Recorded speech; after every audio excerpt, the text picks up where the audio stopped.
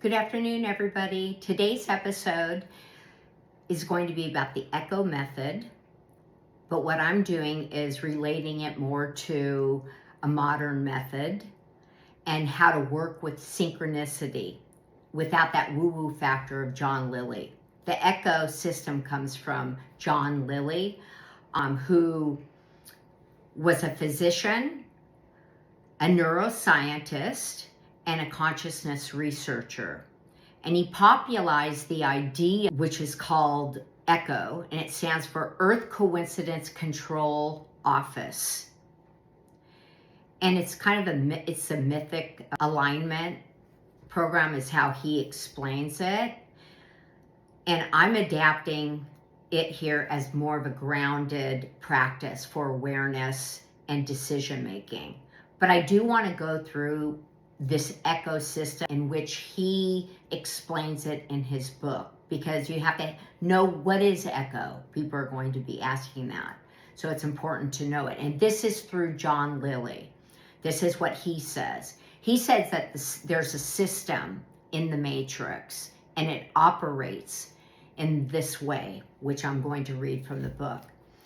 There exists a cosmic control center, which he calls CCC, with a galactic substation called Galactic Coincidence Control, which is GCC, within which is the Solar System Control Unit, which is the SSCU, and within that is the Earth Coincidence Control Office, which is the ECCO, the ECCO.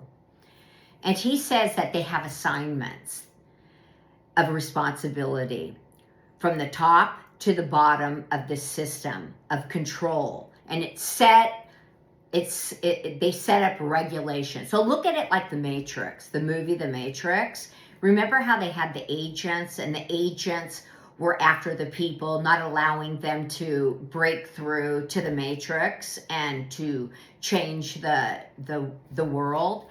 So look at it like that. That's how he phrases it, through the ECCO, which is the Earth Coincidence Control Office. And this is what he says. He was on a psychedelic trip, and this is when it all came to him, and he wrote it out in a book.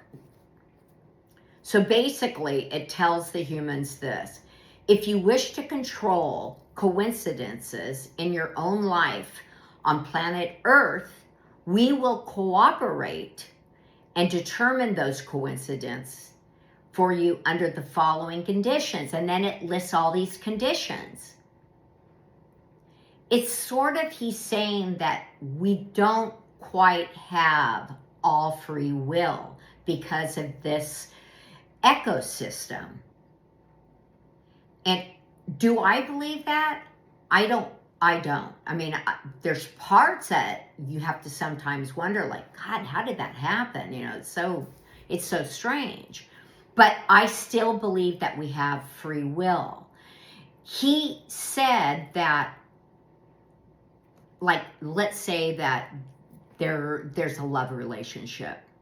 And this ecosystem, if they didn't want two people together, maybe because they were a power couple and they could change the world, they wouldn't want that because they want to control the world. So they would interject, just like the Matrix movie, and keep them from being together, which I thought was very interesting.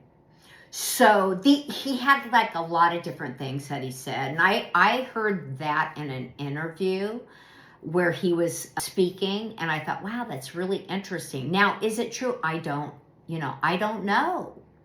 But let's move through, because basically this is how I look at it.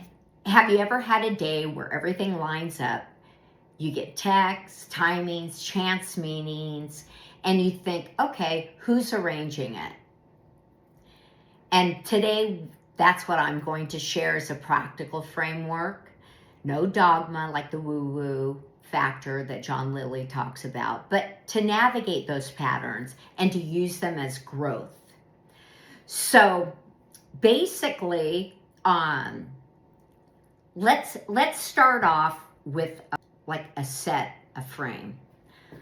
Some call it coincidence, others call it synchronicity, and I like to call it information. That's how I look at everything, as information. And we'll use the modern take of the ECCO idea, the Earth Coincidence Control Office, as a practical but not as a belief. Let's not believe in that, because then the power, to me, the way he looks at this ecosystem is we don't have any power, and I don't believe that. I just don't believe that. I have a lot of reasons not to believe that, but I want to finish this episode because I have 9 simple rules that I go through, and I practice them myself. And I'm going to place everything inside the video, so then you can use it too for your life. So these are daily routines, and they help you to work with patterns, to see them without getting lost in that magical thinking like Lilly kind of did. First, we have to ask why our brains see patterns. First of all, we're wired. And we're wired for this pattern detection to keep us safe and to keep us alive. This is how our ancestors did it. This is how life works. This is how the animal kingdom works. They can hear a mile away when a predator is coming. So there's 3 lenses to help us stay grounded. It's probability, pattern seeking, and confirmation bias. And the probability factor is like you're thinking of a friend and all of a sudden they text.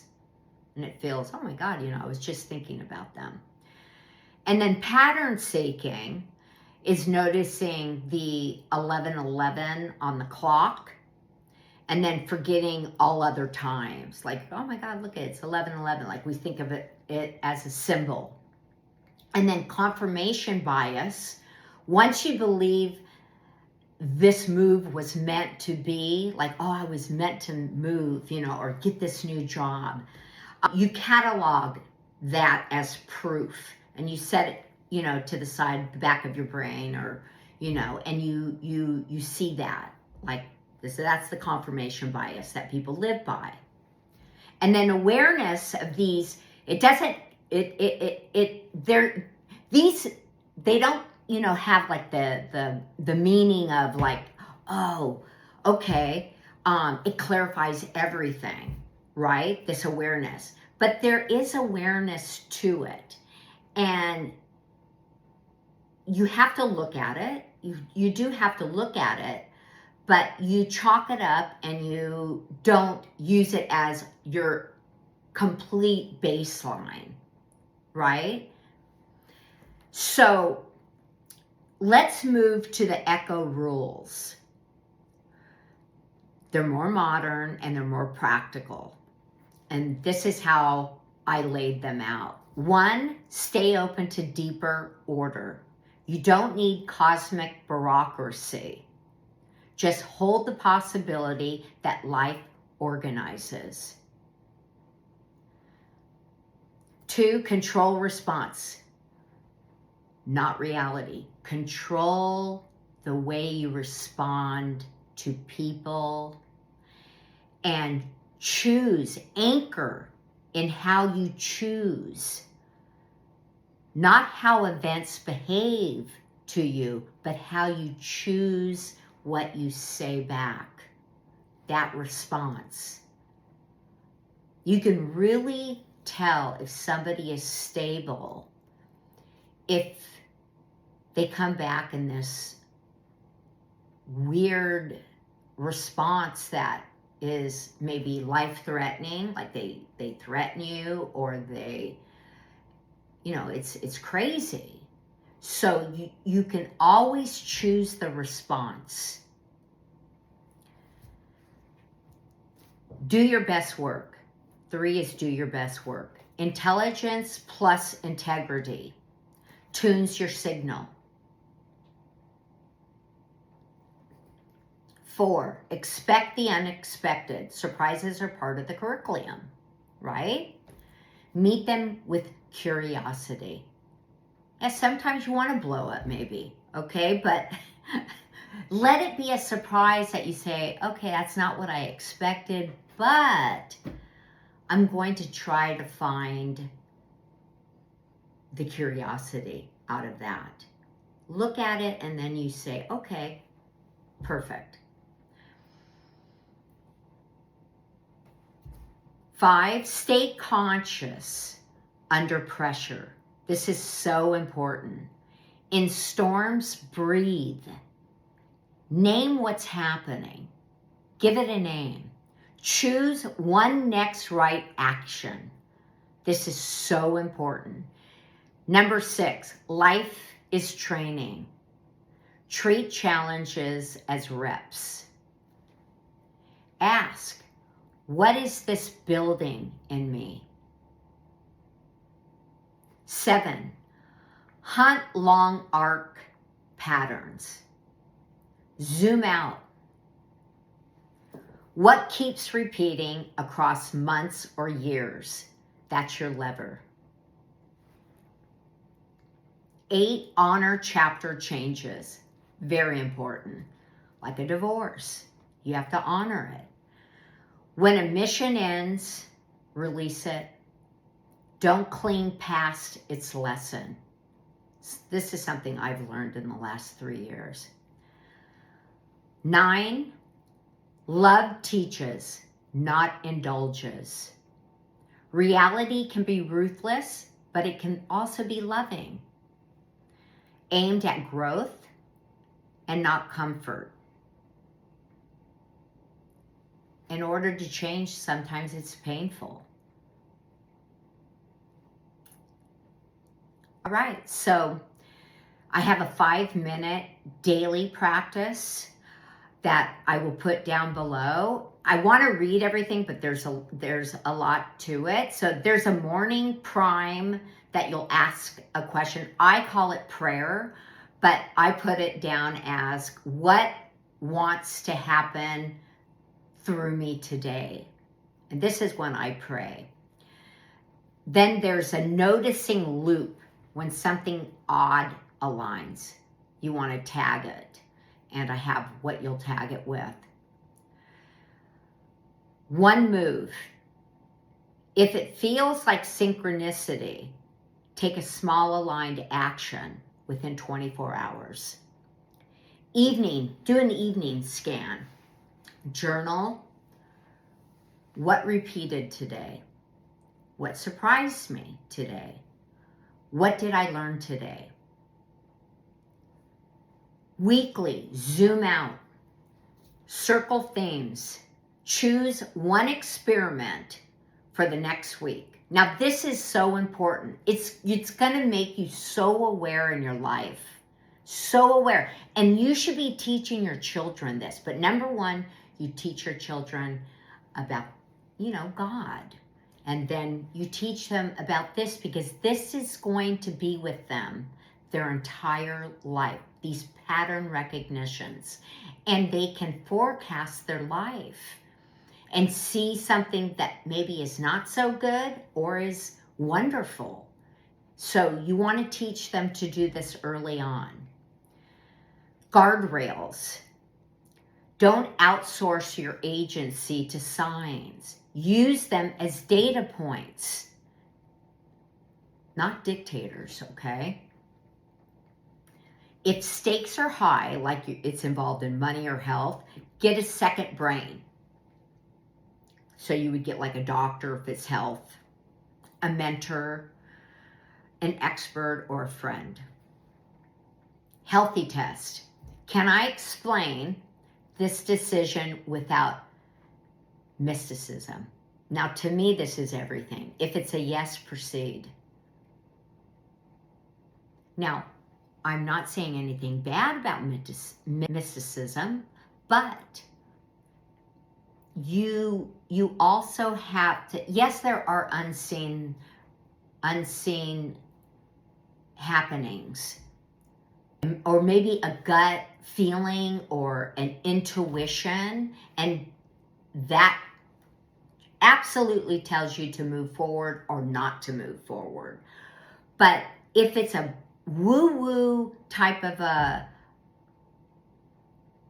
how I like to say it, like something that was, well, you know, I read that in this mystic story that if you do X, Y, and Z, then this will happen. Well, you don't want to move like that in life.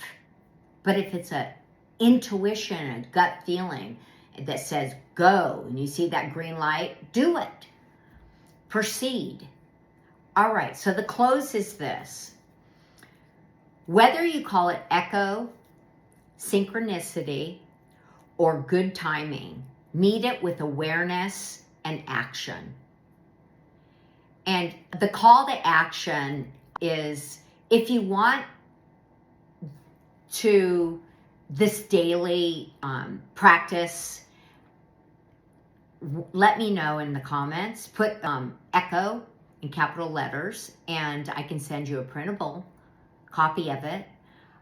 Or I am going to do the playlist, so you can go to the playlist. I probably won't get to that for about a week, but you can go and then you can follow the different daily, weekly, monthly options that you can do and use. And also you can do it with your children, which would be great. So if you like this, subscribe, share with someone who sees patterns too.